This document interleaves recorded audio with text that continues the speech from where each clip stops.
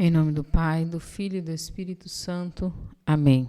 Vinde, Espírito Santo, enchei os corações dos vossos fiéis e acendei neles o fogo do vosso amor. Enviai, Senhor, o vosso Espírito, e tudo será criado, e renovareis a face da terra. Oremos.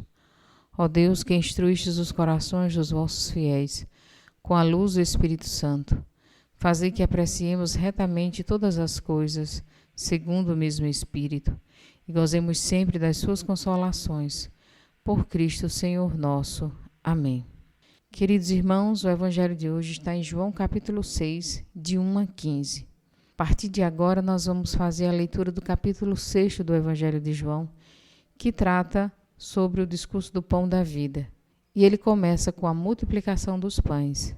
Naquele tempo, Jesus foi para o outro lado do mar da Galileia, também chamado de Tiberíades. Uma grande multidão o seguia, porque via os sinais que ele operava a favor dos doentes. Jesus subiu ao monte e sentou-se aí com seus discípulos. Estava próxima a Páscoa, a festa dos judeus. Levantando os olhos e vendo que uma grande multidão estava vindo ao seu encontro, Jesus disse a Filipe: "Onde vamos comprar pão para que eles possam comer?" Disse isso para pô-lo à prova, pois ele mesmo sabia muito bem o que ia fazer. Filipe respondeu: "Nem 200 moedas de prata bastariam para dar um pedaço de pão a cada um." Um dos discípulos, André, o irmão de Simão Pedro, disse: "Está aqui um menino com 5 pães de cevada e 2 peixes. Mas o que é isso para tanta gente?" Jesus disse: "Fazei sentar as pessoas." Havia muita relva naquele lugar, e lá sentaram aproximadamente 5.000 homens. Jesus tomou os pães, deu graças e distribuiu aos que estavam sentados, tanto quanto queriam, e fez o mesmo com os peixes. Quando todos ficaram satisfeitos, Jesus disse aos discípulos: "Recolhei os pedaços que sobraram, para que nada se perca."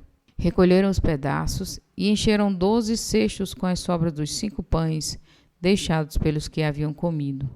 Vendo o sinal que Jesus tinha realizado, aqueles homens exclamaram: "Este é verdadeiramente o profeta, aquele que deve vir ao mundo." Mas quando notou que estavam querendo levá-lo para proclamá-lo rei, Jesus retirou-se de novo sozinho para o monte. Palavra da salvação. Glória a vós, Senhor. Queridos irmãos, que evangelho rico de detalhes, de ensinamento para nós. Vamos começar então compreendendo. Estamos aqui no capítulo 6, como já disse, o capítulo que vai tratar sobre a Eucaristia, o pão da vida. Curiosamente, o Evangelho de São João não tem o relato da instituição da Eucaristia. Na última ceia, o discurso é exatamente o lava-pés, que a gente já comumente vê na Quinta-feira Santa. Porque para São João, o discurso sobre a Eucaristia é dado num capítulo inteiro, que é o capítulo 6. A grande importância que tem a Eucaristia para esse evangelista. E é interessante que esse discurso começa com uma contraposição entre o pão material e o pão da vida, que é Jesus. Exatamente como uma contraposição entre o aspecto social e o aspecto espiritual da missão de Jesus. As pessoas queriam um Messias que trouxesse pão, que saciasse a fome daquele povo, assim como Moisés, naquele tempo, com o maná. No entanto, Jesus faz isso porque ele é maior que Moisés, ele é Deus e ele traz de fato abundância para o seu povo, mas a missão de Jesus não é só essa, é muito mais. Aliás, a missão de Jesus é essencialmente dar às pessoas, levar as pessoas ao conhecimento de Deus, às verdades da vida espiritual, às quais nós somos chamados. E isso tem a sua plenitude na Eucaristia. Vamos para alguns detalhes do texto. Primeiro, Jesus subiu ao monte. O monte da revelação, o monte da proclamação da lei. Então, Jesus é o novo Moisés. Moisés que trouxe o maná naquele tempo, mas era só para saciar a fome do povo. Jesus é o novo Moisés que vem saciar a sede de vida e de vida eterna. Com os seus discípulos, estava próximo à Páscoa. Então, Veja, é um contexto pascal, o contexto de Páscoa dos judeus. E Jesus agora, que é, na verdade, o Cordeiro imolado, vai nos dar a verdadeira Páscoa, que é celebrada todos os dias no mistério da Eucaristia. É interessante que o Senhor olha aquela multidão e faz realmente uma prova, né, para ver até que ponto os discípulos estão compreendendo de fato a dinâmica que ele vem inaugurar com a sua pessoa. Ele pergunta a Filipe, onde vamos comprar pão para que todos possam comer? Olha, comprar pão. Filipe olha exatamente o material. Nós não temos condições de comprar pão, né? Nem 200 moedas de prata bastariam. Então, a compreensão de Filipe é ainda o nível material, o que nós podemos comprar e adquirir com o nosso dinheiro. Mas vem um outro discípulo que é André, e ele mostra um pequeno menino com 5 pães e 2 peixes. É interessante, nós podemos até pensar, enquanto alguns pensam no cálculo, né? Pensam nos problemas e na impossibilidade de resolvê-los, tem alguém que às vezes traz uma solução, nem que seja pequena, mas traz. E aqui está o segredo desse evangelho, começa aqui. Quando Jesus olha para aquele menino, uma criança, que foi capaz de dispor dos seus 5 pães, Jesus então faz um milagre a partir da abertura. E por que uma criança? Jesus já havia dito que serão as crianças que entrarão no reino dos céus e daqueles que parecerem com elas, porque ela é capaz de perceber o novo de Deus. E a partir daquele gesto, o Senhor faz a multiplicação dos pães, faz as pessoas sentarem numa relva, lembra o jardim primeiro, e agora Jesus, nesse novo jardim, nessa nova relva, inaugura a nova criação, a partir de sua vida. E aqui o Senhor faz os gestos eucarísticos, tomou o pão, deu graças, distribuiu, e todos comeram. Os 4 verbos que lembram exatamente a Eucaristia e que muitas vezes serão citados como sinais eucarísticos. Interessante que recolhem 12 cestos.